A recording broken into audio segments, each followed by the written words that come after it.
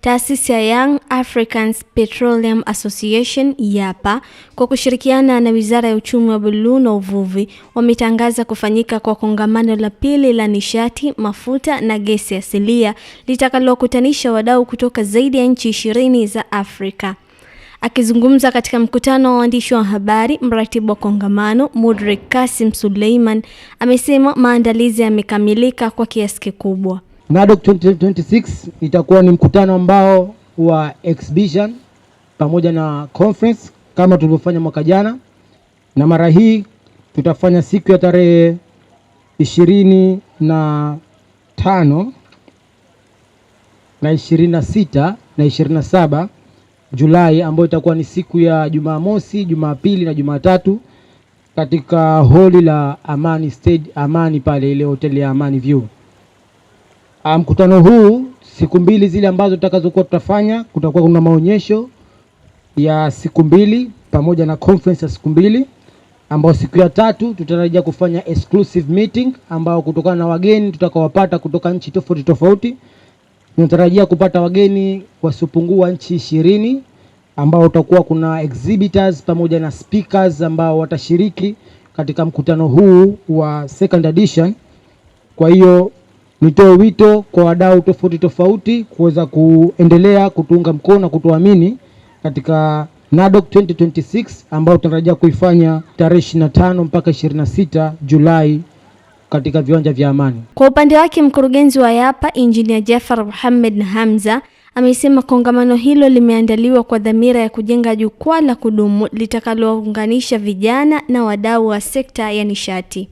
Kama tunavyojua nafasi yetu au sekta ambayo sekta hii ya mafuta na nafasi yetu especially kwa Zanzibar, sehemu ambayo tulipo tunahitaji sana huo uwekezaji. Kwa hiyo lengo la mkutano huu naweza kusema ni kurahisisha. Sisi tupo nyuma yao tu, tunatambua na tunajua kazi nzuri ambazo zinafanywa na taasisi na mamlaka husika ikiwemo Wizara ya Uchumi wa Buluu na Uvuvi, lakini vile vile na taasisi ambazo zipo chini yao. Kwa hiyo sisi lengo letu au kubwa tunalofanya ni kuwa nyuma yao, kuhakikisha kinafanyika, lakini kubwa zaidi vijana wanahusishwa katika kila hatua ya maendeleo au hatua ya huo mkutano. Kama tunavyojua sio kusema tu, lakini wanalifanyia kazi. Sera kuu pia ya wizara ni ushirikishwaji wa vijana. Especially nikizungumzia hii wizara yetu, Wizara ya Uchumi wa Buluu na Uvuvi au sekta yetu ya mafuta na gesi, tunaona kwa kiasi kikubwa jinsi gani vijana wanashirikishwa. Naye katibu mkuu wa Wizara ya Uchumi wa Buluu na Uvuvi Captain Hamad Bakar Hamad amesema serikali inaendelea kushirikiana na YAPA kuhakikisha kongamano hili linafanikiwa na kuachacha maendeleo katika sekta ya nishati nchini na barani Afrika.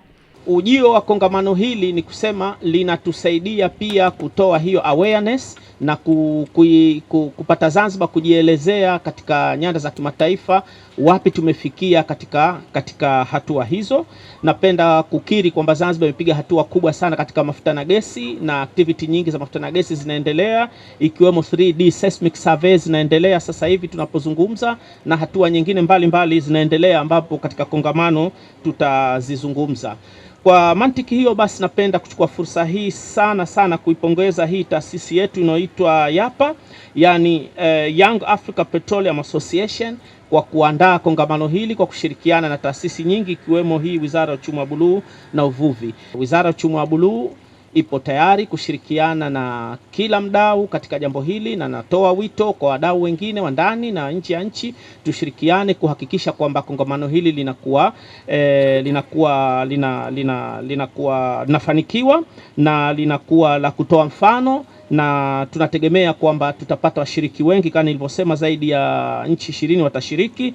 Kwa hiyo pia litachangia katika sehemu za utalii na mapato ya nchi, na nasema kwamba karibuni sana nyote mnaotusikiliza.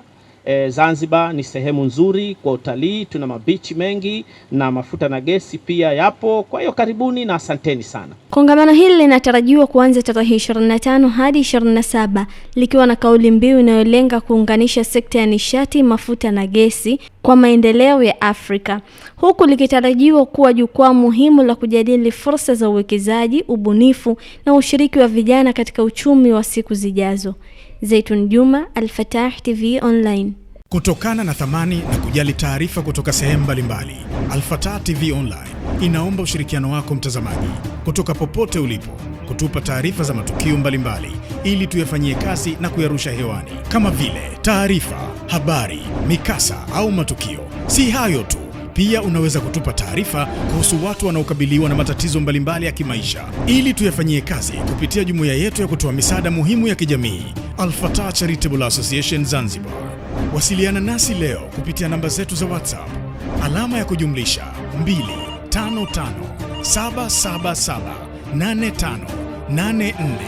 25577858490. Wasilisha kwetu leo, tuifikishe kwa jamii leo. Al-Fatah TV Online, dira